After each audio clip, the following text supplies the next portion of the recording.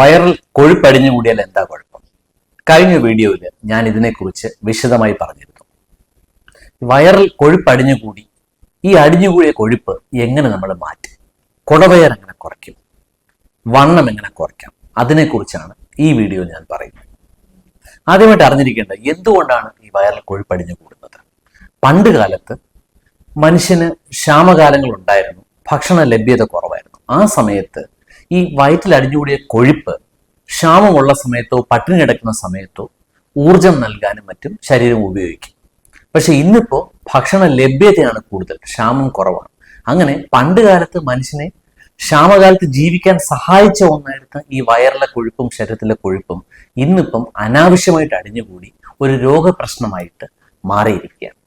ഈ കൊഴുപ്പ് എങ്ങനെ കുറയ്ക്കാം, അതിനെക്കുറിച്ചാണ് ഞാൻ ഈ വീഡിയോയിൽ പറയുന്നത്. അമിതമായിട്ടുള്ള കൊഴുപ്പ് അടിഞ്ഞുകൂടുന്നത് പ്രധാനമായിട്ടും വയറിലും ആന്തരിക അവയവങ്ങൾക്കും ചുറ്റുമാണ്. അതോടൊപ്പം തന്നെ മറ്റ് ശരീരഭാഗങ്ങളിലും മസിലുകൾക്കിടയിലും മറ്റും ഈ കൊഴുപ്പ് അടിഞ്ഞുകൂടാം. അടിഞ്ഞുകൂടിയ കൊഴുപ്പ് കുറയ്ക്കാൻ പ്രധാനമായിട്ടും വേണ്ടത് നമ്മുടെ ചിട്ടയായ ഒരു ജീവിത രീതിയാണ്. അത് വ്യായാമത്തിന്റെ കാര്യത്തിലായാലും ഭക്ഷണത്തിന്റെ കാര്യത്തിലായാലും പ്രധാനമാണ്. എങ്ങനെയൊക്കെ ഈ കുടവയർ കുറയ്ക്കാം എന്ന് നമുക്ക് നോക്കാം. കൊഴുപ്പ് കുറയ്ക്കാനും കുടവയർ കുറയ്ക്കാനും ഏറ്റവും നല്ലത് എക്സസൈസ് ചെയ്യുക, വ്യായാമം ചെയ്യുക എന്നുള്ളതാണ്. അമിതവണ്ണമുള്ളവർക്ക് ദിവസം അരമണിക്കൂർ നടന്നാൽ പോരാ, കുറച്ചുകൂടെ കൂടുതൽ നടക്കണം. കൂടുതൽ സമയം നടക്കുക, കൂടുതൽ സമയം വ്യായാമം ചെയ്യുക. അരമണിക്കൂറിന് അപ്പുറം 1 മണിക്കൂറോ മറ്റോ ദിവസം നടക്കുക, അത്യാവശ്യം സ്പീഡിൽ നടക്കുക. അങ്ങനെ കലോറി ഉപയോഗിച്ച് കളയുക, അല്ലെങ്കിൽ ഊർജം ഉപയോഗിച്ച് കളയുക. അങ്ങനെ വണ്ണം കുറയ്ക്കാൻ സാധിക്കും. നടക്കുന്നതിനൊപ്പം തന്നെ ഓടുക, അതുപോലെ നീന്തുക, അതുപോലെ തന്നെ കുറച്ച് എക്സ്ട്രാ വ്യായാമം, പുഷപ്പ് മാതിരിയോ അല്ലെങ്കിൽ മസിൽ മാസ് കൂട്ടുന്ന വെയിറ്റ് ട്രെയിനിങ് പോലുള്ള എക്സസൈസോ ചെയ്യുക. കൂടുതൽ വ്യായാമം ചെയ്യുന്നത് കൂടുതൽ കുടവയർ കുറയ്ക്കാനും വണ്ണം കുറയ്ക്കാനും സഹായിക്കും. അപ്പോൾ വണ്ണമുള്ളവരിൽ പലപ്പോഴും വ്യായാമത്തിന്റെ തോത് പറഞ്ഞാൽ മെലിഞ്ഞവരോ അല്ലെങ്കിൽ നോർമലായിട്ടുള്ള ബോഡി വെയിറ്റ് ഉള്ളവരെ അപേക്ഷിച്ച് കൂടുതൽ സമയം കൂടുതൽ തീവ്രമായിട്ട് വ്യായാമം ചെയ്യുന്നത് ഈ എനർജി അഥവാ കലോറി കൂടുതൽ കളയാനായിട്ടും അങ്ങനെ വെയിറ്റ് കുറയ്ക്കാനും സഹായിക്കും. അപ്പൊ പലപ്പോഴും നടക്കുന്നത് മാത്രമല്ല മറ്റ് വ്യായാമം കൂടി വേണ്ടി വന്നേക്കാം. കുടവയറും വണ്ണവും കുറയ്ക്കാൻ വളരെ പ്രാധാന്യമുള്ളത് നമ്മുടെ ഭക്ഷണ രീതിയിൽ മാറ്റം വരുത്തുക എന്നുള്ളതാണ്. പലപ്പോഴും കൂടുതലായിട്ട് കലോറിയുള്ള ഭക്ഷണം കഴിക്കുന്നതാണ് കൊഴുപ്പായിട്ട് അടിഞ്ഞുകൂടാൻ ഇടവരുത്തുന്നത്. കൂടുതൽ കലോറി എപ്പോഴാണ് കിട്ടുന്നത്? നമ്മൾ കൂടുതലായിട്ട് ബേക്കറി ഫുഡുകൾ കഴിക്കുന്നു, റിഫൈൻഡ് ആയിട്ടുള്ള കാർബോഹൈഡ്രേറ്റ് കഴിക്കുന്നു, ജങ്ക് ഫുഡ് കൂടുതൽ കഴിക്കുന്നു, അതുപോലെ തന്നെ സാച്ചുറേറ്റഡ് ഫാറ്റ്, അതുപോലെ മറ്റ് ഭക്ഷണ പദാർത്ഥങ്ങളുള്ള ട്രാൻസ് ഫാറ്റ്, അതായത് മെയിനായിട്ട് ഫ്രൈഡ് ആയിട്ടുള്ള ഫുഡ്സിലും ബേക്കറി ഫുഡ്സിലുള്ള ട്രാൻസ് ഫാറ്റ്, ഇങ്ങനെയുള്ള കൊഴുപ്പും അതുപോലെ തന്നെ റിഫൈൻഡ് കാർബോഹൈഡ്രേറ്റും കഴിക്കുന്നതാണ് കൂടുതൽ കലോറി ശരീരത്തിലേക്ക് വരാനും ഈ കലോറി കൊഴുപ്പായിട്ട് മാറാനും കാരണമാകും. അതുകൊണ്ട് ഭക്ഷണത്തിൽ വരുത്തേണ്ട മാറ്റം, പട്ടിണി കിടന്ന് പലപ്പോഴും കുടവയർ മാറ്റാൻ പാടാണ്. കാര്യം ഈ പട്ടിണി കിടക്കുമ്പോൾ നമ്മുടെ കുടവയർ കുറയുന്നതിനൊപ്പം പലപ്പോഴും ശരീരത്തിലെ മസിലിന്റെ മാസും കുറയും. അതുകൊണ്ട് ഭക്ഷണം കഴിക്കുമ്പോൾ റിഫൈൻ കാർബോഹൈഡ്രേറ്റ് കുറയ്ക്കുക, ജങ്ക് ഫുഡ്സ് നല്ലവണ്ണം കുറയ്ക്കുക, പകരം ഭക്ഷണത്തിലെ പ്രോട്ടീൻ്റെ അളവ് കൂട്ടുക, അതുപോലെ തന്നെ ലീൻ മീറ്റ്, അതായത് കൊഴുപ്പ് കുറഞ്ഞ മീറ്റ്, ചിക്കൻ പോലത്തെ മീറ്റ് കൂടുതലായിട്ട് ഉപയോഗിക്കുക. അതോടൊപ്പം തന്നെ നമ്മൾ ഫാറ്റി ഫുഡ് കഴിക്കുകയാണെങ്കിൽ പലപ്പോഴും നല്ല ക്വാളിറ്റിയുള്ള ഫാറ്റ് കഴിക്കുക. ഉദാഹരണത്തിന് പലപ്പോഴും എണ്ണയിലെ ഫാറ്റിനേക്കാളും ഫാറ്റുള്ള നട്ട്സോ മറ്റോ ആയിരിക്കാം കൂടുതൽ നല്ലത്. അതുപോലെ നമ്മൾ എണ്ണയിൽ വറുത്ത് പൊരിച്ച് ഉപയോഗിക്കുന്നതിന് പകരം ഇപ്പം നോൺ വെജിറ്റേറിയൻ ഫുഡ് ആണെങ്കിലും മത്സ്യം കൂടുതലായിട്ട് ഉപയോഗിക്കുക, ചിക്കൻ കൂടുതലായിട്ട് ഉപയോഗിക്കുക, മുട്ടയിലെ ഫാറ്റ് നല്ല ഫാറ്റാണ്. അങ്ങനെ ഭക്ഷണത്തിന്റെ ക്വാളിറ്റിയിൽ ഒരു മാറ്റം വരുത്തുക. അതുപോലെ കാർബോഹൈഡ്രേറ്റിൽ നമ്മൾ പലപ്പോഴും റിഫൈൻഡ് കാർബോഹൈഡ്രേറ്റ് ആണ് നമ്മൾ കൂടുതൽ കഴിക്കുന്നത്. അരിയാണെങ്കിലും വൈറ്റ് റൈസ് അല്ലെങ്കിൽ പോളിഷ്ഡ് റൈസ്, അത് മാറ്റിയിട്ട് കൂടുതൽ ഫൈബർ കണ്ടന്റ് ഉള്ള ഭക്ഷണത്തിലേക്ക് മാറുക. ഉദാഹരണത്തിന് ഇപ്പോൾ ഓട്സ് ഉപയോഗിക്കുകയാണ്, കൂടുതൽ ഫൈബർ കണ്ടന്റ്. തവിട് കൂടിയ അരി ഉപയോഗിക്കുക, കൂടുതൽ ഫൈബർ കണ്ടന്റ്. അങ്ങനെ ഫൈബർ കണ്ടന്റ് കൂടുതലുള്ള കാർബോഹൈഡ്രേറ്റ് ഉപയോഗിക്കുക. ഇത്തരത്തിൽ നമുക്ക് ഭക്ഷണത്തിന്റെ ക്വാളിറ്റി മാറ്റിയിട്ട് വണ്ണം കുറയ്ക്കാൻ സഹായിക്കും. തീവ്രമായിട്ട് കലോറി കുറച്ചു കഴിഞ്ഞാൽ അത് നമ്മുടെ മസിൽ മാസിനും നഷ്ടപ്പെടാൻ ഇടവരുത്തുന്നു. അടുത്തതായിട്ട് ഏറ്റവും പ്രാധാന്യമുള്ളത്, എന്തുകൊണ്ടാണ് കൊഴുപ്പടിഞ്ഞു കൂടുന്നത്? നമ്മൾ എടുക്കുന്ന ഭക്ഷണത്തിലെ ഊർജം ശരീരത്തിൽ കൊഴുപ്പായിട്ട് മാറുന്നു. അതേസമയം നമ്മുടെ വ്യായാമം കുറയുന്നു, കലോറി അഥവാ ഊർജം കത്തിച്ചു കളയുന്ന കുറയുന്നു. അപ്പോൾ ഈ കലോറിക് ഇംബാലൻസ് ആണ് പലപ്പോഴും വണ്ണമായിട്ട് മാറുന്നത്. അതുകൊണ്ട് ഭക്ഷണത്തിലെ കലോറിയുടെ അളവ് നിയന്ത്രിക്കുക. ഒരു ശരാശരി മുതിർന്ന ഒരാൾക്ക് ഒരു ദിവസത്തേക്ക് സാധാരണഗതിയിൽ ഒരു 1800-2000 കലോറിയിൽ താഴെ മതിയാവും. അപ്പോൾ ആ രീതിയിൽ ഭക്ഷണം ക്രമീകരിക്കുക, കലോറി കുറവുള്ള ഭക്ഷണം, ക്വാളിറ്റിയുള്ള ഫുഡ് കഴിക്കുക.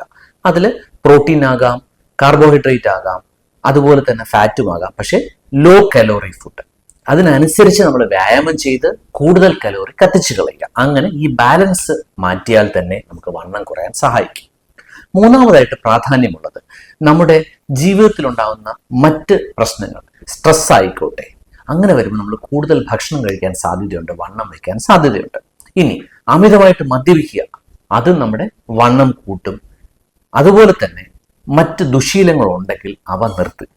പിന്നെ ഉറക്കത്തിന്റെ പ്രാധാന്യം ഇവിടെ പ്രത്യേകം പറയേണ്ടതുണ്ട്. കാരണം ഒരു നല്ല ഉറക്കം എന്ന് പറയുന്നത് നല്ല ആരോഗ്യത്തിന്റെ സൂചനയാണ്. മുതിർന്ന ഒരാൾ ഒരു 6 മുതൽ 8 മണിക്കൂർ വരെയെങ്കിലും ഉറങ്ങുക. നല്ലൊരു ഉറക്കം ബോഡിയുടെ ആ താളം മെയിൻറ്റെയിൻ ചെയ്യാൻ നല്ലതാണ്. അതും കുടവേറും മറ്റും കുറയ്ക്കാൻ സഹായിക്കും. ഇനി മറ്റൊരു കാര്യം എന്ന് പറയുന്നത് ഭക്ഷണത്തിന്റെ കൃത്യമായ ഒരു സമയം പാലിക്കണം. നമ്മൾ പലപ്പോഴും ഭക്ഷണത്തിന്റെ സമയം തെറ്റി കഴിക്കുന്നത് നമ്മുടെ ശരീരത്തിൽ കൊഴുപ്പടിഞ്ഞുകൂടാനും വണ്ണം കൂടാനും കാരണമാകും. അതുകൊണ്ട് അതിലും നമ്മളൊരു ചെറിയ ശ്രദ്ധ പുലർത്തേണ്ടത്. വണ്ണം കുറയ്ക്കാൻ വളരെ നല്ലൊരു ഉപാധി ഇന്റർമീഡിയറ്റ് ഫാസ്റ്റിംഗ് ആണ്. ഞാൻ ഇതിനെക്കുറിച്ച് മുമ്പ് ഒരു വീഡിയോ ചെയ്തിട്ടുണ്ടായിരുന്നു.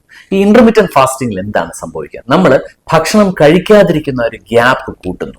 സാധാരണ നമ്മൾ എങ്ങനെ രാവിലെ 8-9 മണിക്ക് ഭക്ഷണം കഴിക്കും, ഇടയ്ക്കൊരു ചായ കുടിക്കും, 1 മണിക്ക് ചോറ് കഴിക്കും, 4 മണിക്ക് വീണ്ടും ചായയും എന്തെങ്കിലും സ്നാക്സോ കഴിക്കും, രാത്രി വീണ്ടും ഭക്ഷണം കഴിക്കും, പിന്നെയും രാത്രി ഒരുപാട് നേരം കിടക്കാൻ വൈകുന്നവരാണ്, പിന്നെയും എന്തെങ്കിലും സ്നാക്സോ മറ്റോ കഴിക്കും. അങ്ങനെ നമ്മൾ കഴിച്ചുകൊണ്ടിരിക്കുകയാണ് കൂടുതൽ സമയം.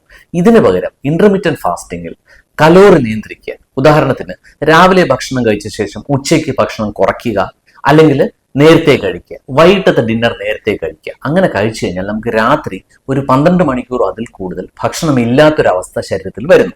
ആ ഒരു ഫാസ്റ്റിംഗ് പീരീഡ് വണ്ണം കുറയ്ക്കാൻ ഉപകരിക്കും. അതുകൊണ്ട് വണ്ണമുള്ളവർക്ക് വണ്ണം കുറയ്ക്കാൻ കലോറി കുറയ്ക്കുക, സ്ഥിരമായിട്ട് കലോറി കുറയ്ക്കുക, അതുപോലെ തന്നെ ഒരു ഇന്റർമീഡിയറ്റ് ഫാസ്റ്റിംഗ് പ്രോട്ടോകോൾ സ്വീകരിക്കുന്നത് നല്ലതായിരിക്കാം.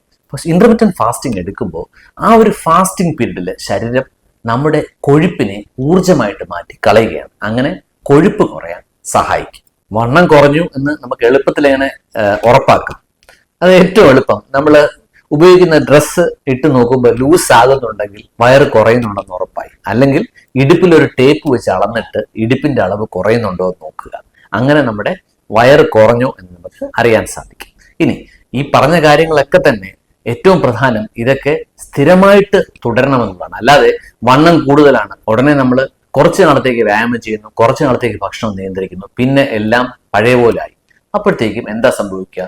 കുറച്ച് നാളുകൊണ്ട് വീണ്ടും പഴയ വണ്ണത്തിലേക്ക് എത്തുകയാണ് ചെയ്യുന്നത്. അതുകൊണ്ട് തീർച്ചയായിട്ടും വണ്ണം കുറയ്ക്കുന്നതിന് നമ്മൾ കൺസിസ്റ്റന്റ് ആയിട്ട് ഈ പറഞ്ഞ രീതിയിലുള്ള ജീവിതത്തിലെ ചേഞ്ചുകൾ വരുത്തുക. അങ്ങനെ സ്ഥിരമായിട്ട് എക്സസൈസ് ചെയ്യുക, സ്ഥിരമായിട്ട് കലോറി ഭക്ഷണത്തിൽ ഒന്ന് നിയന്ത്രിക്കുക, സ്ഥിരമായിട്ട് ഭക്ഷണ രീതിയിലെ ക്വാളിറ്റി ഒന്ന് മാറ്റുക. ഇങ്ങനെ ചെയ്താൽ തീർച്ചയായിട്ടും കുടവേറുള്ളവർക്കും കുടവേറ് കുറയ്ക്കാനായിട്ട് അത് സഹായിക്കും. പിന്നെ അമിതമായിട്ട് ഫാസ്റ്റിംഗ് എടുത്തു കഴിഞ്ഞാലുള്ള പ്രശ്നം നമുക്ക് മറ്റ് പോഷകാഹാരക്കുറവ് വരാതിരിക്കാൻ നോക്കണം. അത് പ്രോട്ടീൻ്റെ കുറവോ വൈറ്റമിൻസിന്റെ കുറവോ മറ്റോ ആയിരിക്കാം. അപ്പൊ അതനുസരിച്ച് ഫാസ്റ്റിംഗ് എടുക്കുന്നവരും കലോറി കുറവുള്ള ഭക്ഷണം കഴിക്കുന്നവരും ഭക്ഷണത്തിലെ ക്വാളിറ്റി നല്ലതാണ്, ആവശ്യത്തിനുള്ള പ്രോട്ടീനും വൈറ്റമിൻസും കാർബോഹൈഡ്രേറ്റ്, സ്റ്റാർച്ച് അഥവാ ഫൈബർ ഉള്ള കാർബോഹൈഡ്രേറ്റ്, അതുപോലെ തന്നെ നല്ല ഗുഡ് ക്വാളിറ്റി ഫാറ്റും ഉണ്ടെന്ന് ഉറപ്പാക്കണം.